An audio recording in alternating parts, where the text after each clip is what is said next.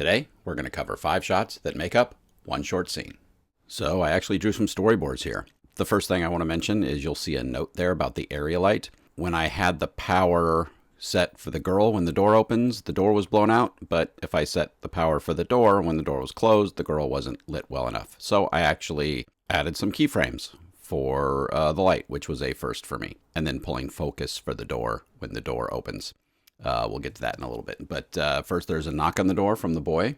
Then the door opens and we see the girl. I did not include that here in this storyboard, but you'll see the girl in a moment. And there's the boy with some flowers. Now, later I decided to reveal the flowers. I'll explain more on that in a second. But the first idea was the boy was standing there with the flowers, and then the girl smiles. And there she is smiling with a terrible drawing of the girl.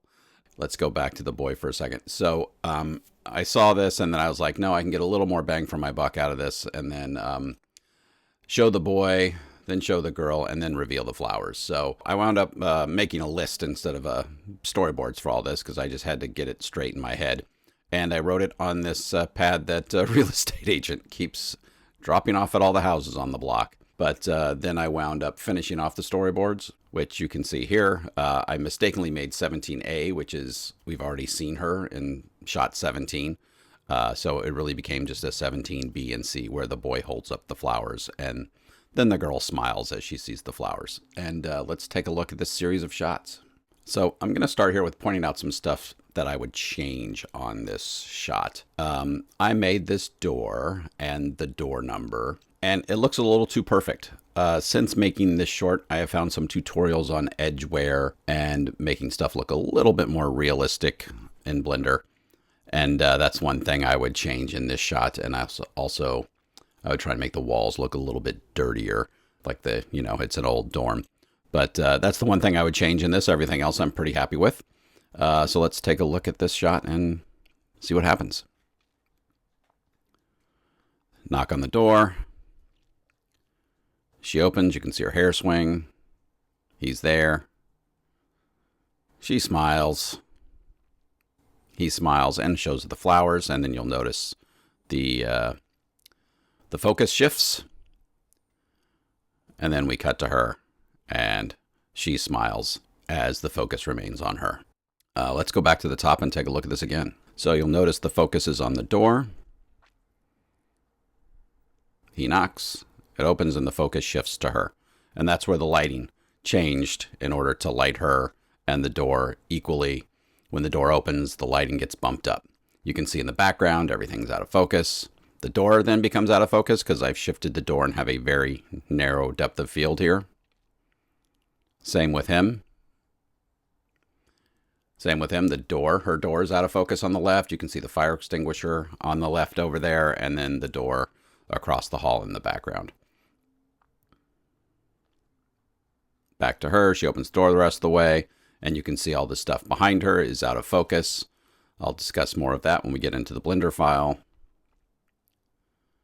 And he holds up the flowers, and she smiles. All right, let's jump into the Blender file. So I want to start with an overview of my dorm room. As we come in here and look at it from above, you'll notice I didn't build the whole hallway or the whole dorm for that matter of fact. If you see these 2 corners here, this whole side of the dorm room, I knew I was never going to see it, so I didn't bother to populate it with anything. I knew my cameras would be shooting this way or this way, and there was no reason for me to go ahead and populate the whole dorm room with stuff when I knew I wasn't going to see it. So, having said that, let's take a look at this first shot. If you'll notice here, let's hide this. We come down here. To get the boy out of the way of the camera, I have him contorted with his head back. And as you see, when he lifts up his arm, he's lifting it up to stay out of the way of the camera. So he is just contorted so that his arm looks like it's coming in and it's his point of view. But he is out of the way of that camera so we can get that shot. And the door opens, and there's our girl for the first time. And then, oh, you can see I've got some of my timings off on this because I'm using multiple cameras for this scene, my flowers are coming up. They would not be coming up yet. So at this point, basically, it's door opens, and then we're done cutting right there. Then later, let's come on back. We're going to jump forward to the next shot of the girl where we have a different camera loaded. Let's go up and load the other camera. So that was camera for shot 15. Then I switched cameras. I just made a new camera instead of changing the camera for the first shot in case I had to go back and render it. So let's view cameras, select active camera. I'm terrible with remembering shortcuts.